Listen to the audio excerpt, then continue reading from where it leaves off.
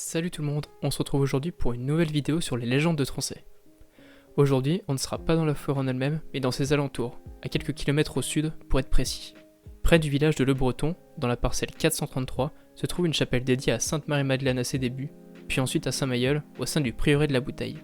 Le prieuré de la Bouteille compte en son sein la chapelle, la font du tonneau, ainsi que la font Saint-Mailleul. Il faut savoir que ce lieu est plutôt chargé d'histoire. Outre la chapelle ainsi que la légende qui l'entoure, un avion de la Royal Canadian Air Force se serait crashé au ravin de la Bouteille le 15 septembre 1943 lors du bombardement de l'usine Dunlop. Les 8 membres de l'équipage ont survécu grâce à l'aide des habitants.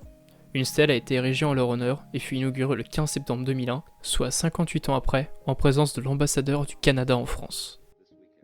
Pour en revenir au prieuré, il fut construit par des bénédictins de Cluny. On raconte que Saint-Mailleul, grand abbé de Cluny, serait venu y prêcher en l'an 964, peu de temps avant sa mort. Du prieuré de l'époque, il ne reste que l'abside de la chapelle, qui date du XIIIe siècle. Passons maintenant aux deux légendes qui sont associées à ce lieu de la Bouteille. La première légende, très courte, porte sur la fosse Saint-Mailleul située en contrebas de la chapelle. Lors de sa visite au prieuré de la Bouteille en 964, les moines seraient venus se plaindre auprès de Saint-Mailleul de ne pas avoir de source d'eau assez proche. Ce dernier prit donc sa crosse et frappa le sol avec. De ce coup, jaillit une source d'eau qui s'appellera alors la fosse Saint-Mailleul. Cette fontaine fera pendant de longs siècles l'objet d'un culte pour avoir demandé la pluie lors des grandes périodes de sécheresse.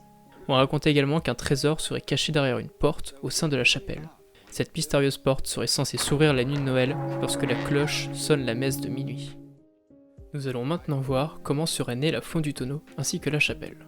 L'histoire commence chez un pauvre bûcheron nommé François Varin. Il habitait avec sa femme et ses enfants dans une petite chaumière.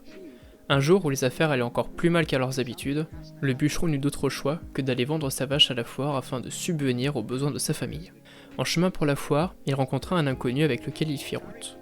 Après avoir discuté, l'étranger fut touché par l'histoire de François et lui proposa d'échanger sa vache contre une bouteille.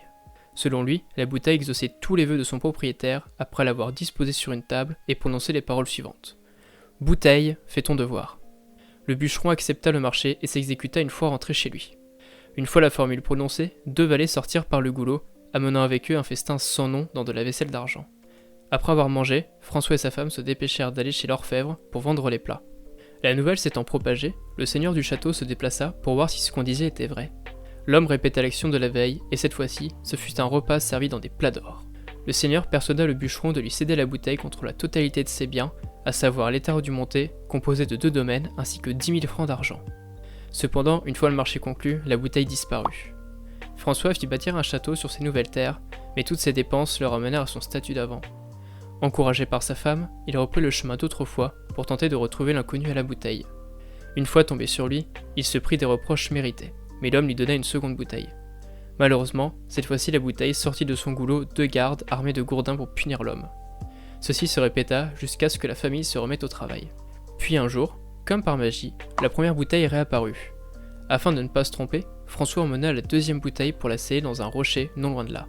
Au moment où la bouteille fut placée dans le rocher, il sortit une source d'eau comme d'un tonneau. La font du tonneau était née.